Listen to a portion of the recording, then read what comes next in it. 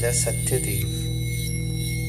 महाराजा धर्मधुरेंद्र के वन प्रस्थान कर जाने के उपरांत उनके पुत्र महाराजा सत्यदेव ने राज्य की बागडोर अपने हाथ में संभाली और धर्म का राज्य करने लगे। इनका कर्तव्य गुरु लोगों की सेवा करना, ऋषि मुनियों को प्रतिदिन भोजन कराना और नित्य प्रतिदिन नंगे पैर गंगा नहाने जाना था। जिस दिन इनके दरबार में किसी महर्षि का पदार्पण नहीं होता था तो ये बहुत चिंतित होते थे और स्वयं भी भोजन नहीं करते थे। कुछ दिन राज्य करने के उपरांत महाराजा सत्यदेव और उनकी महारानी प्रभात को राज सिंहासन की ओर से घृणा होने लगी और उनकी आंखों से अश्रुधारा बहने लगी। उसी समय परम पूज्य महायोगेश्वर अगस्त्य मुनि जी का राज दरबार में पदार्पण हुआ। महाराजा सत्यदेव और महारानी प्रभात योगीराज के चरणों में गिर पड़े, सादर साष्टांग प्रणाम किया और चरण धोकर चरणामृत लिया तथा योगेश्वर जी को भोजन आदि से तृप्त कराया। तत्पश्चात योगीराज जी ने महाराजा सत्यदेव से कहा, बेटा, घबराते क्यों हो? इस राज सिंहासन की बागडोर तो मेरे हाथ में है। यह तो बड़े बड़े सत्यवादी राजाओं की प्राचीन राजधानी रही है। मैं तुम्हें इसका एक वृतांत सुनाता हूँ। हे राजन, प्राचीन काल में यहाँ से लगभग 15 मील दूर अनूप शहर में चकवे बैन नाम के एक अत्यंत शक्तिशाली व धर्मपरायण राजा हुए हैं। उसी काल में लंका नगरी में राजा रावण का राज्य था। रावण को जब ये अभिमान हुआ कि उसने देश देशांतरों के समस्त राजाओं को जीत लिया है तो यह सुनकर उसकी पत्नी रानी मंदोदरी ने कहा कि महाराज, वर्तमान में जो सबसे शक्तिशाली राजा है उनके पास तो आप अभी तक पहुंचे भी नहीं हैं। रावण बोला, वो कौन सा राजा है? मुझे तुरंत बताओ, मैं उसे अभी पराजित करूंगा। रानी कहने लगी, महाराज, गंगा तट पर अनूप शहर नामक एक नगर है जहां चकवे बैन नाम का एक राजा राज्य करता है। रावण बोला, उसमें क्या शक्ति है? रानी मंदोदरी बोली, महाराज, क्या आप उनकी शक्ति यहीं से देखना चाहते हैं? यदि आपकी ऐसी इच्छा है तो देखिए। मंदोदरी ने मुट्ठी भर अनाज के दाने कबूतरों के सामने बिखेर दिए और कहा कि तुम्हें राजा चकवे बैन की दुहाई है यदि तुमने एक भी अनाज का दाना चुगा।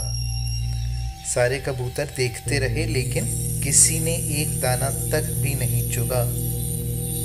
रानी मंदोदरी ने अनाज की फिर दूसरी मुट्ठी बिखेरी और कहा कि तुम्हें राजा रावण की दुहाई है यदि तुमने एक भी दाना चुगा।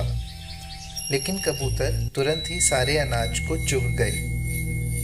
अब रावण ने अपना मंत्री राजा चकवे बैन के यहाँ युद्ध के लिए भेजा और कहा कि चकवे बैन युद्ध के लिए तुरंत तैयार हो जाए।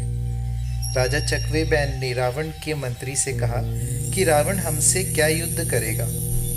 उस समय राजा चकवे बैन पंखा बुन रहे थे।